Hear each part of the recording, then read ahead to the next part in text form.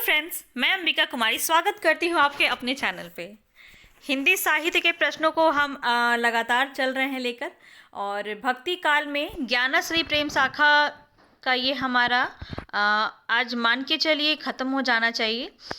120 प्रश्न हमने कर लिया था और आज हम लगभग 80 प्रश्न यानी कि 200 प्रश्न कंप्लीट करेंगे। आज हम 80 प्रश्न यहाँ पे और कंप्लीट करेंगे, ठीक है। तब हमारा ज्ञानश्री शाखा जो है वो कंप्लीट हो जाएगा। जितनी भी चीज़ें हैं मैं डिटेल में लेके चली हूँ ताकि आपके हर एक चीज़ को मैं कवर कर पाऊँ। तो आप देख सकते हैं मेरे प्रीवियस वीडियोज़ में जा कर के। आज जो हम ज़्यादा से ज़्यादा प्रश्न करेंगे और अब आपको प्रश्न करने में बहुत मज़ा भी आएगा, क्योंकि हम कई सारी चीज़ें जान चुके हैं और अब जो है हमारा एक अच्छा लेवल बन गया है भक्ति काल में समझ का, ठीक है। तो अब एक समझ विकसित हो जाने के बाद प्रश्नों को लगाना बहुत ही आसान हो जाता है और बहुत ही इजी हो जाता है। तो चलते हैं अपने प्रश्नों की तरफ। अभी तक आपने मेरे चैनल को सब्सक्राइब नहीं किया है तो रुके क्यों हो भाई, सब्सक्राइब करो जल्दी से ताकि मेरे सारे वीडियोस आप तक पहले पहुंच सके। और पसंद आ रहा हो तो लाइक कीजिए, साथियों के साथ शेयर कीजिए।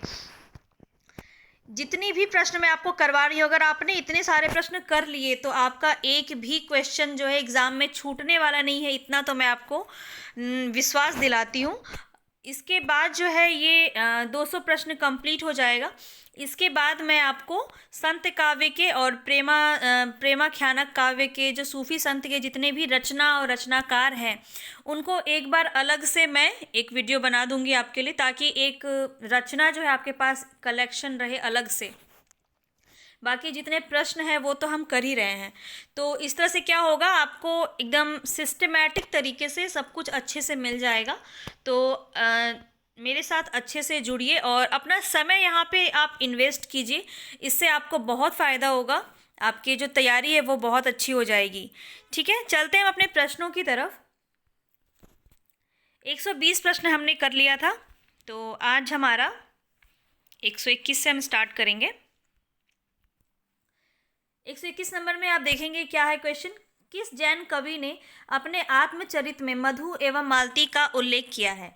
स्वयंभू, बनारसी दास, जोइंदू और मुनि शालिभद्र। यहाँ पे देखिए आपको सबको मैंने लगभग बता दिया है। और जो भी प्रेमाख्यानक विशेष रूप से पूछा जाता है उसमें नायक नायिका से संबंधित प्रश्न होते हैं, भाषा से संबंधित प्रश्न होते हैं, जो कि मैं आपको इसके बाद यानी कि कल मैं आपको करवा दूंगी कंप्लीट, ठीक है।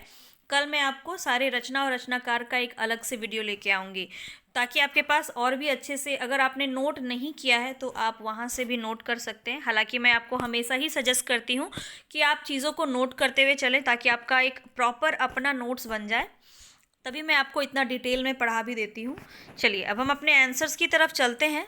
तो यहाँ पर राइट आंसर हो जाएगा हमारा बनारसी दास, ठीक है। यहाँ पे किस जैन कवि की बात की जा रही है? बनारसी दास जो हैं इन्होंने अपने आत्मचरित में मधुमालती और मृगावती ये दोनों का उल्लेख किया है, ठीक है। चलते हैं नेक्स्ट क्वेश्चन की तरफ। जायसी के गुरु का नाम क्या था? यहाँ पे मलिक मोहम्मद जायसी के बारे में बात की जा रही है, तो इनके गुरु का नाम क्या हो जाएगा? शेख मोहिदी। शेख मोहिदी इनके गुरु माने जाते हैं। चलते हैं नेक्स्ट क्वेश्चन की तरफ। आखिरी कलाम नामक पुस्तक जायसी ने किस शासक के शासनकाल में लिखी थी? तो यहाँ पे राइट आंसर क्या हो जाएगा? बाबर, हुमायूं, शेर शाह सूरी या अकबर। यहाँ पे राइट आंसर हमारा हो जाएगा बाबर, ठीक है। देखिए शेर शाह सूरी अगर मैं बात करूँ, पद्मावत जब उन्होंने लिखा था तब शेर शाह सूरी के शासनकाल में उन्होंने लिखा था। लेकिन यहाँ पे बात की जा रही है आखिरी कलाम की, तो मैं आपको कोई कन्फ्यूज़न ना हो इसलिए ये चीज़ें आपको अच्छे से क्लियर कर रही हूँ। यहाँ पे आपका राइट आंसर बाबर हो जाएगा। चलते हैं नेक्स्ट क्वेश्चन की तरफ। पद्मावत की अधिकतर हस्तलिखित प्रतियां किस लिपि में मिली है? देवनागरी लिपि, फारसी लिपि, गुरुमुखी लिपि या ब्राह्मी लिपि। तो यहाँ पे राइट आंसर क्या हो जाएगा हमारा? फारसी लिपि में, ठीक है। चलते हैं नेक्स्ट क्वेश्चन की तरफ। मोही का हंसेसी की कोहर, एक मिनट, हाँ। मोही का हंसेसी की कोहरही पंक्ति किस कवि की है? कबीर, जायसी, सूरदास या तुलसीदास। तो यहाँ पे राइट आंसर हो जाएंगे जायसी। जायसी की यह रचना मानी जाती है। चलते हैं नेक्स्ट क्वेश्चन की तरफ। यहाँ पे कह रहे हैं जायसी की किस रचना में वर्णमाला, देखिए आप थोड़ा बहुत की पॉइंट समझते हुए चलिए। जो वर्णमाला की बात की गई है इनकी रचनाओं में, जहाँ कहा जा रहा है कि वर्णमाला के एक एक अक्षर को लेकर सिद्धांत संबंधी इन्होंने जो रचना चौपाइयाँ लिखी हैं वह किस में लिखी हैं? तो यहाँ पे राइट आंसर हो जाएगा अखराहट। अखराहट, अखरावट। अखरावट में क्या है? वर्णमाला के बारे में बात की गई है। ठीक है। अगर हम बात करें आखिरी कलाम की, तो ये भी क्वेश्चन एक बहुत ज़्यादा पूछा जाता है कि आखिरी कलाम में इन्होंने किस चीज़ का वर्णन किया है? तो कयामत का वर्णन किया है। ठीक है, चलते हैं नेक्स्ट क्वेश्चन की तरफ। नेक्स्ट क्वेश्चन है हमारा, देखिए नेक्स्ट क्वेश्चन ही यही आ गया फिर से।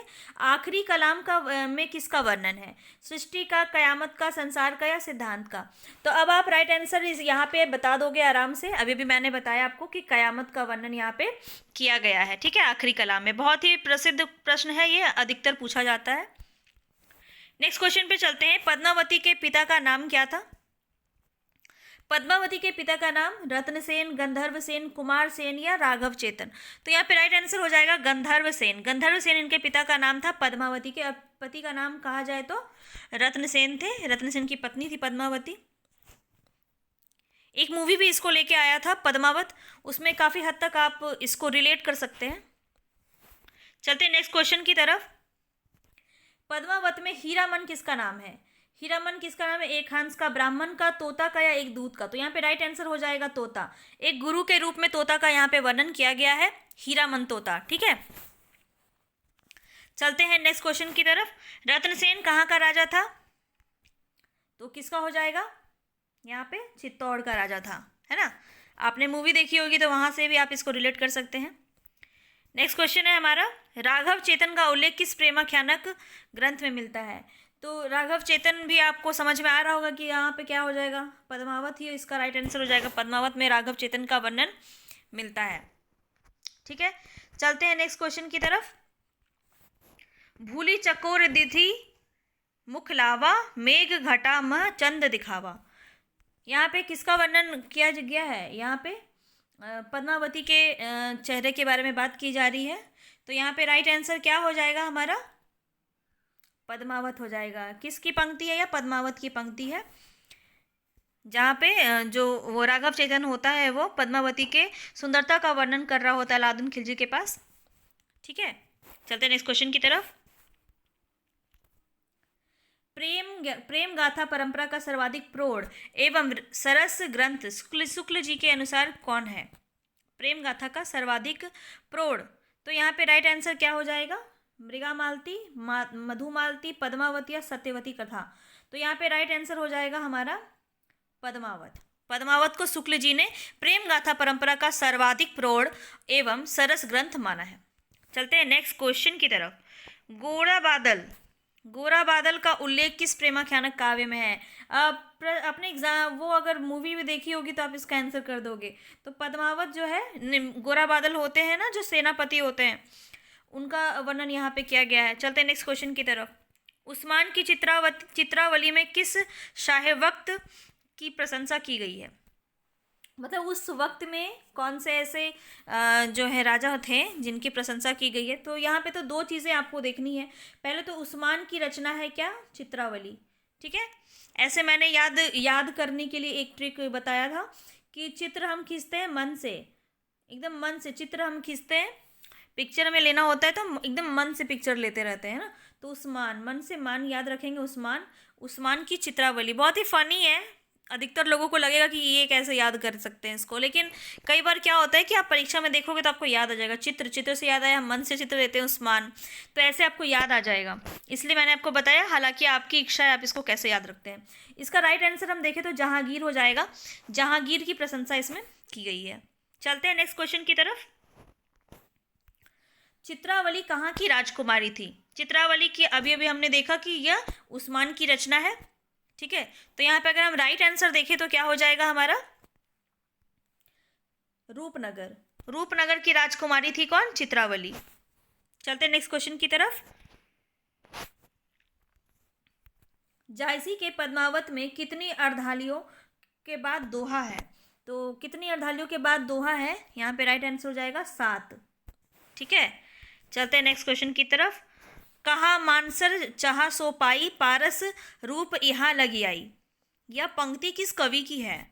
उस्मान की, जायसी की, कुतुबन की या मुल्ला दाऊद की? तो यहाँ पे राइट आंसर क्या हो जाएगा हमारा? जायसी की रचना मानी जाती है, यह जायसी की ही पंक्ति है। चलते हैं नेक्स्ट क्वेश्चन की तरफ। विरह वर्णन के अंतर्गत पद्मावत में 12 मासा का वर्णन किस महीने से किया जाता है? बहुत ही ज़्यादा इंपॉर्टेंट प्रश्न है ये, ठीक है। इसको आप वीवीआई समझिए, ठीक है। ये वेरी वेरी इंपॉर्टेंट में आ जाएगा, क्योंकि यहाँ से 2-3 बार मैंने प्रश्न देखा है, पूछा गया है। तो इसका राइट आंसर हो जाएगा आषाढ़। आषाढ़ महीने से 12 मासा का वर्णन यानी विरह वर्णन यहाँ पे माना जाता है, जो नागमती वियोग खंड में भी हम देखते हैं, है ना। चलते हैं नेक्स्ट क्वेश्चन की तरफ। हंस जवाहिर के रचयिता का नाम बताइए। कौन हो जाएंगे? नूर मोहम्मद, कासिम शाह, दाऊद या मंझन? तो यहाँ पे राइट आंसर क्या हो जाएगा हमारा? कासिम शाह। कासिम शाह का के रचयिता है हंस जवाहिर के रचयिता कौन हो जाएंगे? कासिम शाह। अगर मैं बात करूँ नूर मोहम्मद की, तो कौन हो जाएंगे? नूर मोहम्मद की हो जाएंगे हमारे अनुराग बांसुरी की। अनुराग बांसुरी इन्हीं की रचना है। एक और रचना इनकी मानी जाती है इंद्रावती, ठीक है। दोनों ही रचना इनकी है। और मुल्ला दाऊद की रचना अगर हम बात करें, चंदायन इनकी रचना हो जाएगी। मंझन की बात करें तो मधुमालती इनकी रचना हो जाएगी। लास्ट तक वीडियो को ज़रूर देखिएगा। लास्ट में हम बहुत सारे जो है सुमेलित प्रश्न करेंगे, जिसमें आपके रचना एकदम रट जाएंगे आपको, है ना। तो लास्ट तक वीडियो को ज़रूर देखिएगा, ताकि सारे प्रश्न आप एकदम अच्छे से आपको याद हो जाएंगे। तो यहाँ पे राइट आंसर क्या था? कासिम शाह, ठीक है। चलते हैं नेक्स्ट क्वेश्चन की तरफ। नेक्स्ट क्वेश्चन है हमारा, नूर मोहम्मद की कौन सी रचना आध्यात्मिक रूपक है? देखिए यहाँ पे थोड़ा सा इस क्वेश्चन को विशेष कर दिया गया है, आध्यात्मिक रूपक के बारे में पूछा गया है। हालांकि मैं बात करूँ अगर इनकी रचना की, तो अनुराग बांसुरी भी इन्हीं की रचना है और इंद्रावती भी इनकी ही रचना है। लेकिन यहाँ पे बात की जा रही है आध्यात्मिक रूपक की, तो अनुराग बांसुरी यहाँ पे राइट आंसर हो जाएगा। यहाँ पे राइट आंसर हो जाएगा अनुराग बांसुरी, नूर मोहम्मद की आध्यात्मिक रूपक, ठीक है। और ये इंद्रावती तो मतलब प्रेम कथा पर आधारित थी इंद्रावती, ठीक है। चलते हैं नेक्स्ट क्वेश्चन की तरफ। नेक्स्ट क्वेश्चन है हमारा, आचार्य रामचंद्र शुक्ल ने सूफी आख्यान काव्यों में किस एक हिंदू कवि का उल्लेख किया है? तो यहाँ पे राइट आंसर क्या हो जाएगा? सूरदास, ठीक है। सूरदास का इन्होंने वर्णन किया है प्रेमाख्यान काव्य में, एकमात्र इनका वर्णन किया। यहाँ पे रामचंद्र शुक्ल की बात की जा रही है, ठीक है। हंसावली के नायिका कहाँ की राजकुमारी थी? हंसावली की बात की जा रही है यहाँ पे। अगर हम बात करें हंसावली किसकी रचना है, तो यह असाइद की रचना है। असाइद की रचना, ये मैंने पहले भी किया है, आपको याद होगा। असाइद की रचना है और डॉक्टर नगेंद्र ने इन्हें पहला प्रेमाख्यान काव्य ग्रंथ माना था। डॉक्टर नगेंद्र ने, हमने याद किया था, नाक को देख के हंसी आ रही है ना, हंसावली और असाइद की रचना है ये। चलिए, तो अगर हम इसमें बात करें यह राजकुमारी कहाँ की थी, तो इसका राइट आंसर हो जाएगा पाटन। पाटन की राजकुमारी थी हंसावली। चलते हैं नेक्स्ट क्वेश्चन की तरफ। कामदेव की स्तुति किस प्रेमाख्यान काव्य ग्रंथ में है? पद्मावत, हंसावली, माधवानल, कामकंदला और इसमें से किसी में नहीं। तो यहाँ पे राइट आंसर हो जाएगा माधवानल कामकंदला। इसी में जो है कामदेव की स्तुति का वर्णन है। चलते हैं नेक्स्ट क्वेश्चन की तरफ। पद्मावत का रचना काल क्या है? तो यहाँ पे राइट आंसर हो जाएगा हमारा 1540। 1540 इसका राइट आंसर हो जाएगा, ठीक है। चलते हैं नेक्स्ट क्वेश्चन की तरफ। सूफी प्रेमाख्यान काव्य परंपरा का प्रमुख रस क्या है? तो ये तो सभी को पता है।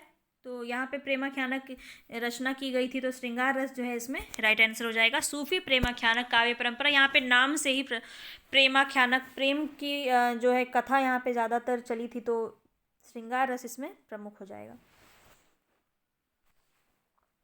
नेक्स्ट क्वेश्चन पे चलते हैं। गुरु के लिए पीर शब्द का प्रयोग किस काव्य परंपरा में हुआ है? तो क्या हो जाएगा? संत काव्य, कृष्ण काव्य, सूफी काव्य या राम काव्य? पीर शब्द का प्रयोग कहाँ पे हो जाएगा आपका? सूफी काव्य में हो जाएगा, है ना। चलते हैं नेक्स्ट क्वेश्चन की तरफ। जायसी ने अपने किस गुरु का उल्लेख पद्मावत में किया है? अब यहाँ पे देखिए, आप कंफ्यूज मत होइएगा, हीरा मन तोता मत लगा दीजिएगा, ठीक है। यहाँ पे उन्होंने अपने गुरु की किस गुरु की बात की है? तो यहाँ पे देखिए, हम यहाँ पे अगर हम बात करें तो राइट आंसर हमारा क्या हो जाएगा? सैयद अशरफ जो है, इनके दो गुरु के बारे में इन्होंने बात की थी। एक थे सैयद अफरद और एक थे शेख शेख बुरहान, शेख बुरहान। ये दो जो गुरु थे, इनका वर्णन इन्होंने पद्मावत में किया है। किसने किया है? जायसी ने किया है। ठीक है, नोट कर लीजिएगा, क्वेश्चन पूछा जाता है। चलिए नेक्स्ट क्वेश्चन पे चलते हैं। यह तन जारो झार के कहो कि पवन उड़ाए, यह पंक्ति किस काव्य ग्रंथ की है? तो यहाँ पे राइट आंसर हो जाएगा हमारा, किसकी हो जाएगी? पद्मावत, चित्रावली, मधुमालती या मृगावती। तो यहाँ पे राइट आंसर हो जाएगा हमारी पद्मावत। मैंने पहले ही आंसर आपको बता दिया। यहाँ पे ये किसकी पंक्ति है? पद्मावत की पंक्ति हो जाएगी। चलते नेक्स्ट क्वेश्चन की तरफ। लखन सेन पद्मावती कथा के लेखक कौन है? अब यहाँ सिर्फ पद्मावत नहीं है, यहाँ लखन सेन पद्मावती की कथा किसके जो रचनाकार है वो कौन हो जाएंगे? कुतुबन, दामोदर कवि, ईश्वर दास या जान कवि। तो यहाँ पे राइट आंसर हो जाएगा दामोदर कवि। ठीक है, चलते हैं नेक्स्ट क्वेश्चन की तरफ। उत्तर रामचरित नाटक की रचना किसने की है? उत्तर रामचरित की रचना कालिदास, भवभूति, माघ या श्रीहर्ष। तो यहाँ पे राइट आंसर क्या हो जाएगा हमारा? भवभूति। भवभूति की रचना है उत्तर रामचरित। चलते हैं नेक्स्ट क्वेश्चन की तरफ। प्रश्न राघव के रचयिता कवि कौन है? तो अभी देखिए, अभी तक हमने 30 प्रश्न लगभग कर लिया है। हम आज पूरा 200 कंप्लीट करेंगे इसका। ठीक है, अभी 152 पे चल रहे हैं, 200 तक करना है कंप्लीट। देखिएगा आपका पूरा जो है ज्ञानाश्रयी प्रेम शाखा कंप्लीट हो जाएगा। ठीक है, सूफी काव्य, संत काव्य पूरा कंप्लीट हो जाएगा। इसके बाद हम राम काव्य और कृष्ण काव्य पर चलेंगे। इसके बाद पूरा भक्ति काल हमारा कंप्लीट हो जाएगा। एक भी प्रश्न यहाँ से आपका बाहर नहीं पूछा जाएगा। मैंने पूरा हर एक जगह जगह का कलेक्शन यहाँ पे उठा के रखा है। ठीक है, तो देखते रहिए, पूरा वीडियो ज़रूर देखिएगा, तभी आपका जो है यहाँ पे काम आएगा। स्किप करेंगे तो आपका लॉस है। चलते हैं हम अपने प्रश्न की तरफ। प्रश्न राघव, हाँ एक बात और मैं आपको बताना चाह रही थी कि अगर आपको इसका पीडीएफ चाहिए तो आपको मेरे टेलीग्राम से जुड़ना होगा। टेलीग्राम में मैं आपको इसका पीडीएफ प्रोवाइड कर दूंगी। आप चाहे तो वहाँ से ले सकते हैं पीडीएफ और अपना जो भी आंसर है उसको देख के रिवीजन कर सकते हैं। ठीक है, तो यहाँ पे राइट आंसर क्या हो जाएगा? आचार्य विश्वनाथ, भवभूति, जयदेव या कालिदास। तो प्रसन्न राघव जो है यहाँ पे इसका राइट आंसर हो जाएगा जयदेव। ठीक है, प्रसन्न राघव के रचयिता थे जयदेव। चलते हैं नेक्स्ट क्वेश्चन की तरफ। स्वयंभू के राम कथा काव्य का वर्णन बताइए, कौन सा है? तो स्वयंभू का तो यहाँ पे राइट आंसर क्या हो जाएगा? पौमचर्यु, महापुराण, उत्तर पुराण, रामचरियम। तो यहाँ पे राइट आंसर हो जाएगा पौमचर्यु। पौमचर्यु जो है स्वयंभू की रचना मानी जाती है। महापुराण जो है पुष्पदंत की रचना है। दोनों मतलब यहाँ पे राम कथा ही है सारे, और महापुराण और पौमचर्यु बहुत ही इंपॉर्टेंट है दोनों। महापुराण पुष्पदंत हो जाएगा, मैंने आपको करवा दिया है ये। इसका पूरा रचना और रचनाकार एक जगह सब कुछ कलेक्ट करके मैंने एक वीडियो बनाया है, आप प्लेलिस्ट में जाके देख सकते हैं, आदिकाल में दिया गया है। चलते हैं नेक्स्ट क्वेश्चन पे। आधुनिक काल में रचित राम कथा का आदृत महाकाव्य का नाम क्या है? देखिए क्वेश्चन को अच्छे से पढ़ेंगे नहीं तो आप आता हुआ क्वेश्चन आप गलत कर दीजिएगा। तो यहाँ पे देखिए रामचंद्रिका भी जो है राम कथा पर आधारित है, रामचरितमानस भी है, साकेत भी है। तो यहाँ पे लेकिन राइट आंसर क्या हो जाएगा? अगर आधुनिक काल की बात करें तो साकेत हो जाएगा, है ना। तो यहाँ पे राइट आंसर क्या हो जाएगा? साकेत हो जाएगा, जो कि मैथिली शरण गुप्त की रचना है। आधुनिक काल जब हम करेंगे तब हम इसको और भी अच्छे से कंप्लीट करेंगे, पूरा कवर करेंगे मैथिली शरण गुप्त को। ठीक है, चलते हैं अभी नेक्स्ट क्वेश्चन की तरफ। इनमें से गुरु नानक का जीवन काल क्या है? गुरु नानक का जीवन काल बताना है। यहाँ पे क्या हो जाएगा? ऑप्शन ए 1469 से 1538, 1574 से 1682 और 1398 से 1518, 1368 से 1468। तो यहाँ पे राइट आंसर हो जाएगा हमारा 1469 से 1538। ठीक है, चलते हैं नेक्स्ट क्वेश्चन पे। नेक्स्ट क्वेश्चन है हमारा, निम्बार्काचार्य में इनमें से कौन सा सिद्धांत का प्रवर्तन है? ये बहुत ही अच्छे से मैंने आपको पहले भी करवा चुकी हूँ ये मैं, और अब आपको बहुत ही आराम से इसका आंसर आ रहा होगा। निम्बार्काचार्य किसके हो जाएंगे? द्वैताद्वैतवाद हमने कर रखा है। विशिष्टाद्वैतवाद की बात करें तो कौन हो जाएंगे? रामानुजाचार्य हो जाएंगे। द्वैतवाद की बात करें तो मध्वाचार्य हो जाएंगे, और शुद्धाद्वैतवाद की बात करें तो वल्लभाचार्य हो जाएंगे। अब तक तो आपको ये रट गया होगा पूरा। चलते हैं नेक्स्ट क्वेश्चन की तरफ। नेक्स्ट क्वेश्चन है हमारा, पुष्टि मार्ग का संबंध किस दार्शनिक मत से है।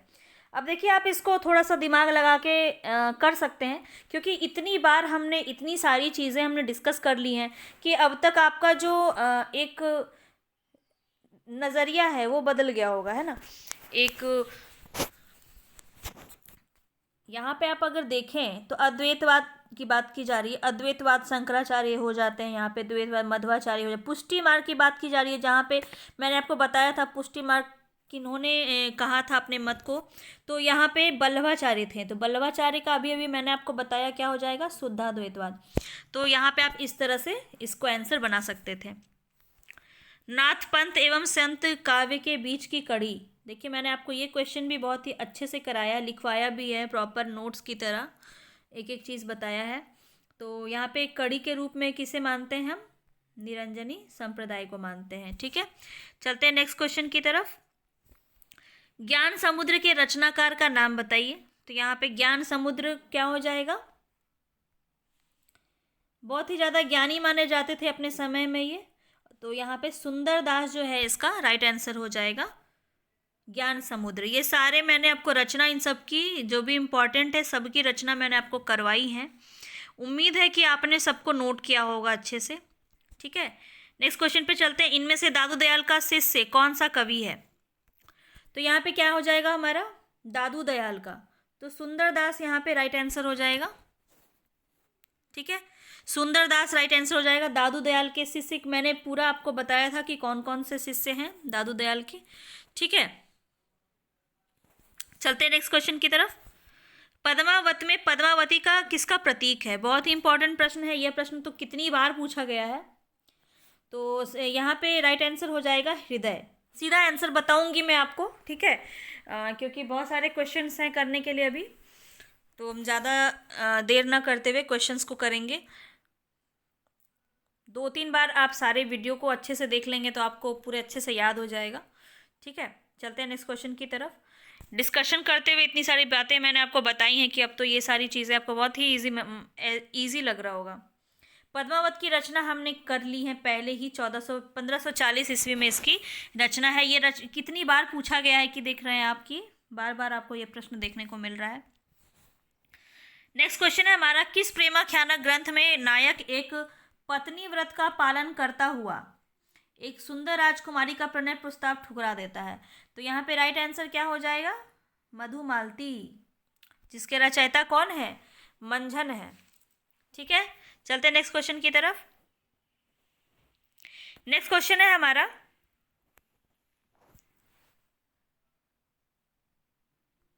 ब्रजभाषा कवि नंददास के किस काव्य ग्रंथ में प्रेमाख्यानों का प्रभाव है। तो मैंने आपको बताया था जब मैं ये करवा रही थी आपको प्रेमाख्यानक, कल ही बताया था कि जो एकमात्र कवि थे जिन्होंने ब्रज भाषा में जो है रचना की है, बाकी सब ने अवधी और राजस्थानी भाषा में रचना की है। प्रेमाख्यानक काव्य ग्रंथ की अगर मैं बात करूं तो नंददास की कौन सी हो जाएगी, रूप मंजरी। देखिए यहाँ पे सारे ही जो है इनकी ही रचना है, रस मंजरी भी इनकी ही रचना है, रूप मंजरी, भंवर गीत, ये सब नंददास की है। लेकिन यहाँ पे अगर हम बात करें प्रेमाख्यानक का प्रभाव देखने को मिलता है हमारी रूप मंजरी में। ठीक है, राइट आंसर हो जाएगा हमारा रूप मंजरी। नेक्स्ट क्वेश्चन पे चलते हैं। इनमें से वल्लभाचार्य का शिष्य कौन नहीं है। देखिए जब हम अष्टछाप के बारे में बात करते हैं, अभी कृष्ण काव्य परंपरा पर जब हम चलेंगे तो मैं आपको फिर से अच्छे से बताऊंगी अष्टछाप कवियों के बारे में, जहाँ पे दो शिष्यों का वर्णन होता है, दो गुरु के शिष्यों का वर्णन होता है। एक होता है वल्लभाचार्य, एक होता है इनके ही पुत्र विट्ठलनाथ। दोनों के शिष्यों का वर्णन मिलता है और इसकी रचना किसने की थी, ये इनके जो पुत्र हैं विट्ठलनाथ, इन्होंने ही बनाया था। अष्टछाप कवियों का वर्णन वहाँ पे मिलता है। तो वल्लभादास के शिष्य कौन थे, कुंभन दास भी थे, सूरदास भी थे और कृष्णदास भी थे। तो कौन नहीं थे, नंददास जो है नहीं थे। विट्ठलनाथ के शिष्य माने जाते हैं नंददास। ठीक है, कंफ्यूज नहीं होंगे, वल्लभाचार्य और विट्ठलनाथ ये दोनों के मिलते हैं अष्टछाप कवियों में। ठीक है, और नंददास किसके शिष्य हो जाएंगे, विट्ठलनाथ के हो जाएंगे। नेक्स्ट क्वेश्चन है हमारा, कबीर द्वारा प्रयुक्त कुंडली योग की परिभाषिक शब्दावली पर किसका प्रभाव है? ये प्रश्न हमने बहुत बार कर लिया है। इसका राइट आंसर क्या हो जाएगा? नाथ पंथ। नाथ पंथ से कुंडलिनी योग को लिया गया है। सीधा सीधा सीधा आप ऐसा समझ सकते हैं। चलते हैं नेक्स्ट क्वेश्चन की तरफ। राजकुमार ऋतुपर्ण इनमें से किस सूफी प्रेमाख्यानक का नायक है? अब यहाँ पे मैंने आपको पहले भी ये करवा दिया है, तो यहाँ पे राइट आंसर क्या हो जाएगा? सत्यवती कथा। और इसके रचयिता कौन है? ईश्वर दास। बार बार करवा रही हूँ, याद रखिएगा, ईश्वर दास जो है इसके रचयिता हो जाएंगे। किस काव्य ग्रंथ में वर्णमाला के प्रत्येक अक्षर को लेकर सिद्धांत निरूपण किया गया है? वर्णमाला की बात की जा रही है, ठीक है, तो ध्यान में रखेंगे कौन हो जाएगा? अखरावट। ठीक है, आखिरी कलाम में क्या है? कयामत की बात की गई है। चलते हैं नेक्स्ट क्वेश्चन की तरफ। कि सूफी प्रेमाख्यानक की रचना 1503 ईस्वी में की गई? तो यहाँ पे 1500, अब देखिए यहाँ पे रचना ना पूछ के ईस्वी पूछ लिया गया है, तो कई बार मैंने आपको करवाया है। अभी आगे भी हम जब करेंगे क्रम वाइज क्वेश्चन जो आते हैं उसमें हम देखेंगे, या फिर सुमेलित वाले प्रश्नों में हम देखेंगे, वहाँ पे भी मैं आपको बताऊँगी। तो यहाँ पे राइट आंसर क्या हो जाएगा? मृगावती। ठीक है, चलते हैं नेक्स्ट क्वेश्चन की तरफ।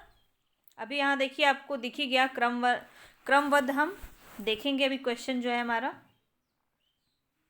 यहाँ पे देखिए क्रम से पूछा जा रहा है कि रचना काल की दृष्टि से कौन सा सही हो जाएगा।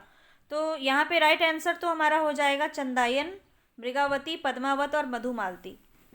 अगर हम देखें इसके रचना काल की, तो चंदायन कब की है? चंदायन है हमारी 1379 ईस्वी। ठीक है, और मृगावती की बात करूं तो ये 1503 है, अभी भी हमने किया। पद्मावत की बात करूं तो 1540, और मधुमालती की बात करूं तो 1545। ठीक है, नोट कर लीजिएगा, बहुत ही इंपॉर्टेंट है। इस तरह से प्रश्न पूछा जाता है, खास करके पीजीटी के प्रश्नों में देखा जाए तो। नेक्स्ट क्वेश्चन पे चलते हैं हम। नेक्स्ट क्वेश्चन है हमारा, इनमें से कौन सा कथन असत्य है? देखते हैं। जान कवि का समय 1612 से 1664 ईस्वी माना जाता है। सही बात है। जान कवि के बारे में मैंने आपको बताया था कि लैला मजनू से संबंधित कथानक इन्होंने ही लिखा था। नेक्स्ट हम अगर देखें, माधवा नल कामकंदला की रचना राजस्थानी में हुई है। बिल्कुल सही, राजस्थानी और अवधी में हुई है। और तीन जो है कवियों ने इनकी रचना की है, यह सब मैं आपको बता चुकी हूँ। और इसके बाद है नूर महमद द्वारा रचित इंद्रावती ब्रज भाषा में है, ये गलत है। और छिताई वार्ता की रचना के नारायण दास हैं, बिल्कुल सही है। तो यहाँ पे नहीं ही पूछा जा रहा है, असत्य पूछा जा रहा है, तो राइट आंसर हो जाएगा हमारा सी, नूर मोहम्मद द्वारा रचित इंद्रावती ब्रजभाषा में रचित है। ठीक है, चलते हैं नेक्स्ट क्वेश्चन की तरफ। सो दिल्ली अस निबहुर देसु को न बहुरा कहे सनेसु में दिल्ली किसका प्रतीक है? यहाँ पे दिल्ली की बात की जा रही है। दिल्ली किसका प्रतीक है? परलोक का। ठीक है, चलते हैं नेक्स्ट क्वेश्चन पर। नागमती कौन थी? तो नागमती कौन थी? रत्नसेन की रानी थी। ठीक है, सखी नहीं हो जाएगा, जयसी की पत्नी बिल्कुल नहीं, और यही हो जाएगा, रत्नसेन की रानी थी। ठीक है, चलते हैं नेक्स्ट क्वेश्चन पर। सो धनी बिरह जरी मुई तेहिक धुआं हम लाग। इसमें धनी शब्द किसके बारे में कहा गया है? पद्मावती, नागमती, मधुमालती या मृगावती? तो यहाँ पे राइट आंसर हो जाएगा नागमती। नागमती के बारे में कहा जा रहा है। नागमती कौन थी? रत्नसेन की पत्नी। चलते हैं नेक्स्ट क्वेश्चन पर। शेरशाह सूरी के समय में कौन सा प्रेमाख्यानक रचना हुआ था? मैं आपको इसको पहले भी बता चुकी हूँ। पद्मावत यहाँ पे राइट आंसर हो जाएगा हमारा। ठीक है, पद्मावत में शेरशाह सूरी। और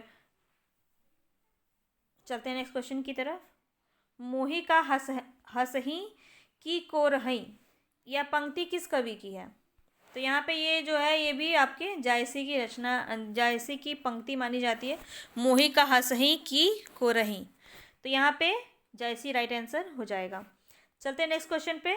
कौन सा संत कवि श्रृंगार रस का घोर विरोधी था?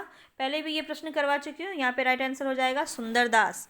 ठीक है, सुंदरदास जो थे श्रृंगार रस के घोर विरोधी थे। सबसे ज़्यादा पढ़े लिखे भी सुंदरदास ही माने जाते हैं। कौन सा संत कवि पहले उत्पन्न हुआ है? इनमें से अगर देखा जाए तो राइट आंसर हो जाएगा कबीर। ठीक है, जायसी ये तो सूरदास कई बाद में आए, जायसी और हरिदास निरंजन ये सब बाद में, कबीर पहले अगर इसमें देखा जाए ऑप्शन की दृष्टि से, कबीर राइट आंसर हो जाएगा। अंगवधु के संकलनकर्ता कौन थे? ये देखिए मैंने आपको सब अच्छे से विस्तार से दादू दयाल की रचनाओं के बारे में बताया है। तो दादू दयाल की रचना तो ज़रूर है अंगवधु, लेकिन यहाँ पे पूछा जा रहा है संकलनकर्ता। क्वेश्चन को ध्यान से देखेंगे, संकलनकर्ता के बारे में पूछा जा रहा है तो कौन हो जाएगा? रज्जब। ये भी मैंने आपको बता रखा है पहले ही, पहले की वीडियो आप ज़रूर जाके देखिएगा, एक एक चीज़ बहुत ही डिटेल में बताई है मैंने। और आज हम सिर्फ प्रश्नों पर ध्यान दे रहे हैं, प्रश्नों को कर रहे हैं, तो आज मैं बहुत ज़्यादा डिटेल में नहीं जाऊँगी क्योंकि ये सब चीज़ें मैं आपको पहले ही बता चुकी हूँ। चलते हैं नेक्स्ट क्वेश्चन की तरफ। हीरामन तोता किस सूफी प्रेमाख्यानक का पात्र है? तो यहाँ पे राइट आंसर क्या हो जाएगा हमारा? पद्मावत। पद्मावत में हीरामन तोता का वर्णन किया गया है। ठीक है, अब देखिए सुमेलित प्रश्न बहुत ही इंपॉर्टेंट प्रश्न हो माना जाता है ये। ठीक है, यहाँ पे राइट आंसर क्या होगा, चलिए देखते हैं। यहाँ पे देखिए संप्रदाय से और यहाँ पे जो भी मत से लेकर क्वेश्चन है, राइट आंसर क्या होगा? रामानुजाचार्य यहाँ पे विशिष्टाद्वैतवाद। देखिए आपका रिवीजन हो जाएगा बहुत अच्छा। यहाँ पे वल्लभाचार्य की बात की जाए तो शुद्धाद्वैतवाद इनका था। अगर स्वामी हरिदास निरंजन का बात की जाए तो यहाँ पे सखी संप्रदाय, और माधवाचार्य हमारा द्वैतवाद में चला जाएगा। तो इस तरह से अगर देखा जाए तो राइट आंसर क्या हो जाएगा? एक का दो, एक का दो, दो का तीन, एक का दो, दो का तीन, ऑप्शन नंबर डी। यहाँ पे डी हमारा सही हो जाएगा। ठीक है, चलते हैं नेक्स्ट क्वेश्चन की तरफ।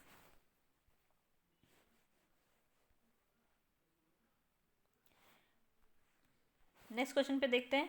यहाँ पे देखा जाए तो क्या हो जाएगा, इसको हम सुमेलित कर लेते हैं, ज़्यादा इम्पॉर्टेंट तो यही है।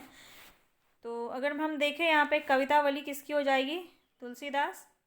चंदायन किसकी हो जाएगी? मुल्ला दाऊद। बीजक हो जाएगी कबीर की। जपूजी हो जाएगी गुरु नानक की। बहुत ही इजी था, है ना?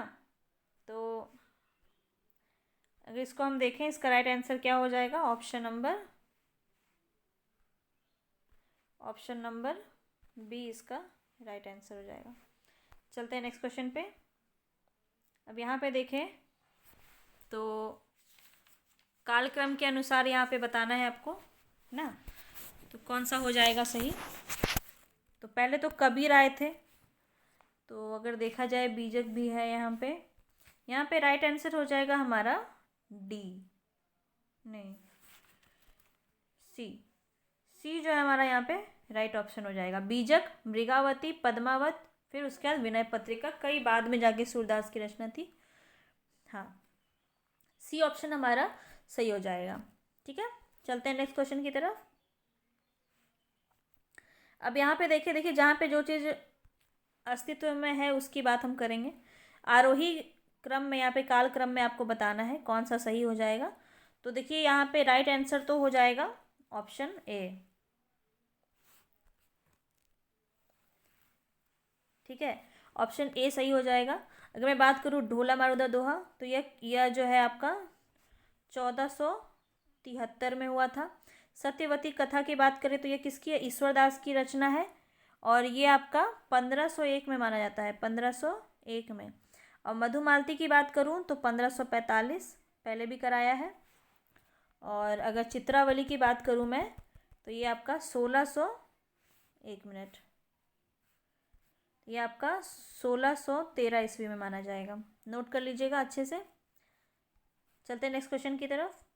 यहाँ पे नायिका से संबंधित है, तो हमने पढ़ा था एक बार, देखिए चंदा तो हो जाएगा, 1 मिनट, चंदा हो जाएगा चंदायन। ठीक है, काम कंदला हो जाएगा माधवानल काम कंदला का।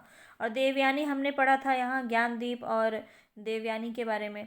और मरवनी हो जाएगा ढोला मारूदा दोहा। इस तरह से हम ईजिली इसका आंसर निकाल सकते थे। और इसको अगर ऑप्शन में देखें तो सी हमारा सही हो जाएगा। 2 का 1, 1 का 2, बी का 1, सी का 4 और डी का 3। चलते हैं नेक्स्ट क्वेश्चन।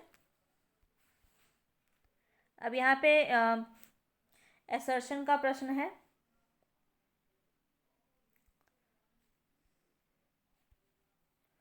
तो अगर हम देखें यहाँ पे राइट आंसर क्या होगा, यहाँ पे बात की जा रही है सूफी कवियों ने भारतीय घरों में प्रचलित ऐसी कथाओं को अपने काव्य का आधार बनाया जो लोकप्रिय प्रेम कथाओं में थी। इनके माध्यम से सूफी सिद्धांतों का प्रचार हुआ। तो सही स्थापना की बात की जाए तो बिल्कुल सही कहा गया है। अगर हम इसके रीज़न में देखें तो सूफी काव्य ग्रंथ मनसब शैली में लिखे गए हैं, किंतु इनके प्रेम में अलौकिक स्वरूप ही है, लौकिक नहीं। तो यह जो है यहाँ तक तो सही है, मनसब शैली में लिखा गया है, लेकिन इसमें सिर्फ अलौकिक स्वरूप ही दिखाया गया है, लौकिक नहीं। यह बात गलत है। तो यह कुछ हद तक सही है, नहीं कि इसमें हम कह सकते हैं कि ऑप्शन बी हमारा सही हो जाएगा। ए सही है और आर जो है वो आंशिक रूप से सही है। चलते हैं नेक्स्ट क्वेश्चन की तरफ। नेक्स्ट क्वेश्चन है हमारा, एक और लेंगे असर्शन वाला क्वेश्चन, उसके बाद फिर हम चलेंगे सुमेलित वाले प्रश्नों पर। तो देखेंगे यहाँ पे क्या बोला जा रहा है। रहस्यवाद का संबंध ईश्वर के निर्गुण निराकार स्वरूप से है, जिसे कुछ कवियों ने भावना का विषय बनाया है। बिल्कुल सही बात कही गई है यहाँ पे। और अगर हम इसके रीज़न को देखें, चिंतन के क्षेत्र में जो अद्वैतवाद है वही भावना के क्षेत्र में रहस्यवाद है, इसलिए भक्ति काल के सभी कवि तो रहस्यवादी नहीं हैं। तो कुछ हद तक सही है, ये भी आंशिक रूप से सही है। तो यहाँ भी जो हमारा राइट आंसर हो जाएगा, कहाँ दे रहा है, हाँ ऑप्शन सी में है, ए सही है और आर जो है वह आंशिक रूप से सही है। चलते हैं नेक्स्ट क्वेश्चन की तरफ। इस तरह के जो असर्शन वाले क्वेश्चन होते हैं उसमें हमारा समझ बहुत अच्छा हो जाता है।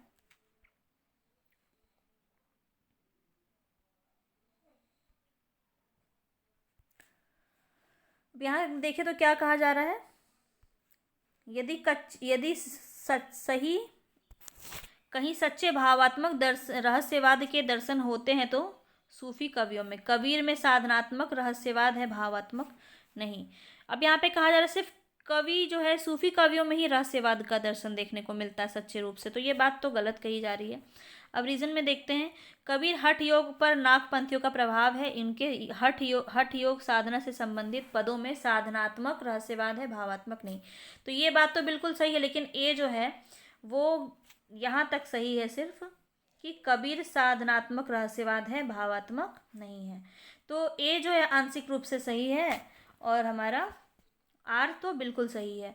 तो यहाँ पे राइट आंसर क्या हो जाएगा, ऑप्शन बी मुझे सही लग रहा है। ऑप्शन बी, ए आंशिक रूप से सही है और आर जो है वो पूरा सही है। चलते हैं नेक्स्ट क्वेश्चन पे, बहुत ही इंपॉर्टेंट क्वेश्चन पे चल रहे हैं हम, सुमेलित यहाँ पे भी करना है।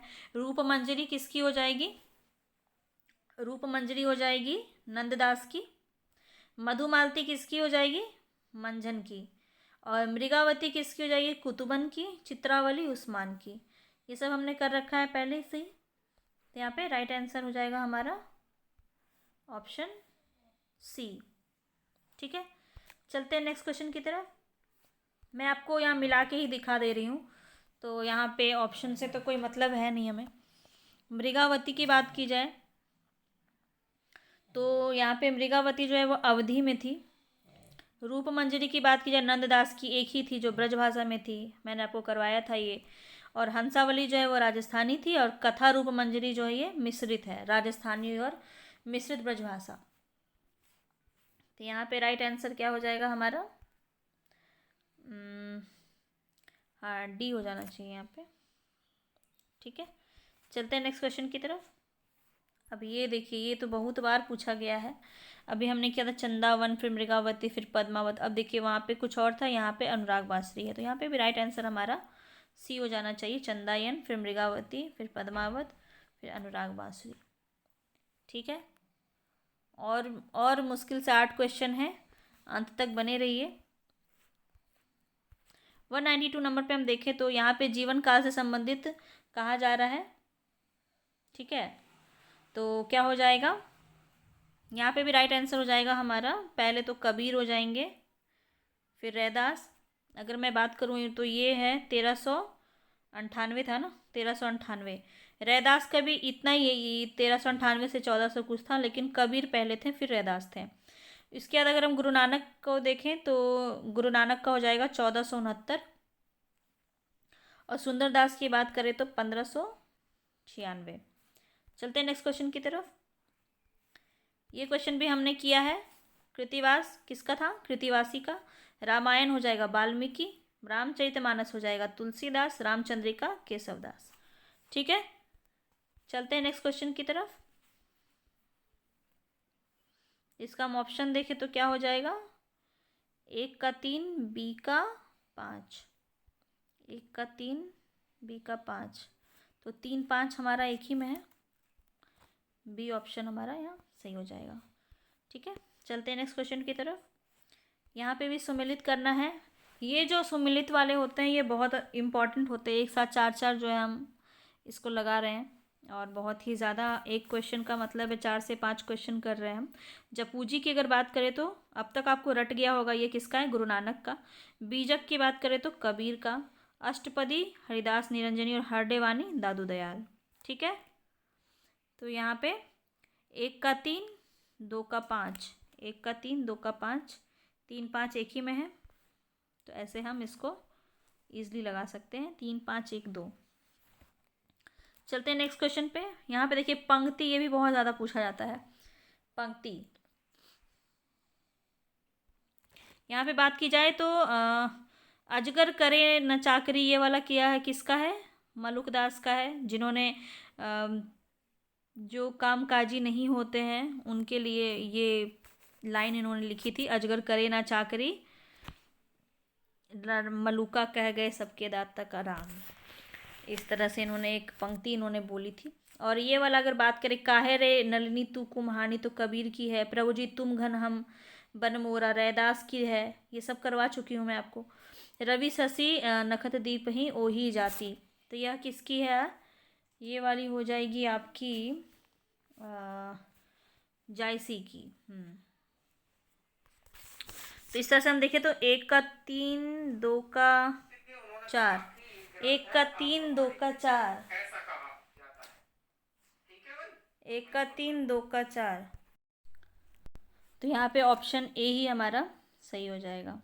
ठीक है, चलते हैं नेक्स्ट क्वेश्चन पे। और 4 प्रश्न है, 2 असर्शन से है।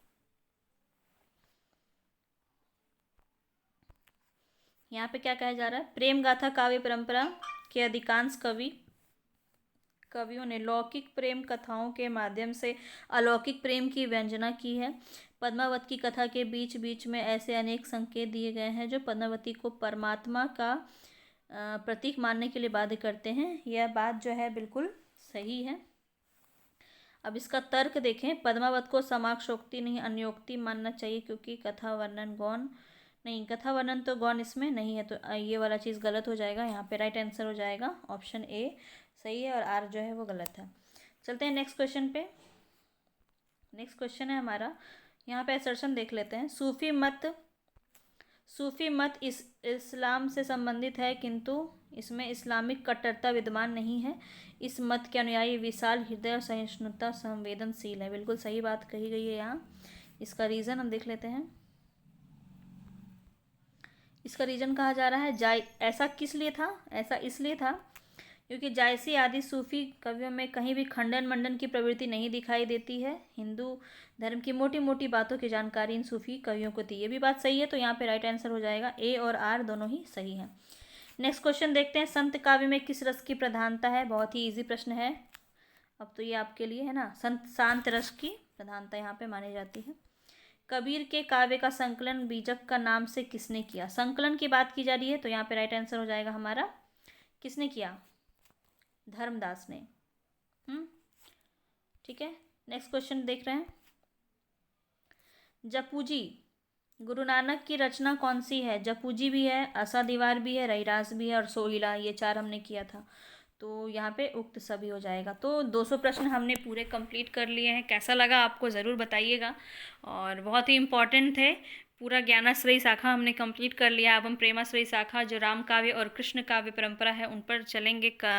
इससे पहले मैं आपको जितने भी रचना और रचनाकार हैं ज्ञानाश्रयी प्रेम शाखा और प्रेमाख्यानक काव्य ग्रंथ के जितने भी रचना और रचनाकार हमने पढ़े हैं, उन सभी को मैं एक सेपरेट आपको वीडियो ज़रूर लेके आऊँगी, ताकि आपके पास एक जगह इकट्ठे रूप से रहे। और ये आपको इसका PDF चाहिए होगा तो मैं आपको टेलीग्राम ग्रुप पे दे दूँगी। तो मेरे टेलीग्राम पे आप जुड़ सकते हैं, मैं डिस्क्रिप्शन बॉक्स में आपको टेलीग्राम लिंक डाल दूँगी, वहाँ से आप जुड़ सकते हैं। कैसा लगा ज़रूर बताइएगा कमेंट बॉक्स में, आपको हेल्प मिल रहा है या नहीं। और मिलते हैं हम अपने नेक्स्ट वीडियो में, तब तक के लिए धन्यवाद।